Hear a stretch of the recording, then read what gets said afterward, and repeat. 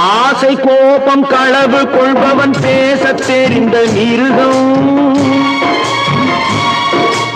அன்பு நன்றி கருணை கொண்டவன் மனித வடிவில் தெய்வம்.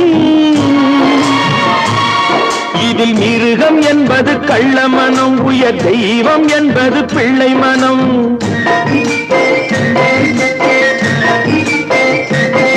இந்த 6 கட்டளை அறிந்த மனது ஆண்டவன் வாழும் வெள்ளை மனம், ஆண்டவன் வாழும் வெள்ளை மனம். 6 மனமே 6, அந்த ஆண்டவன் கட்டளை 6. தேர்ந்து மனிதன் வாழும் வகைக்கு தெய்வத்தின் கட்டளை 6, தெய்வத்தின் கட்டளை 6. 6 மனமே 6, அந்த ஆண்டவன் கட்டளை 6.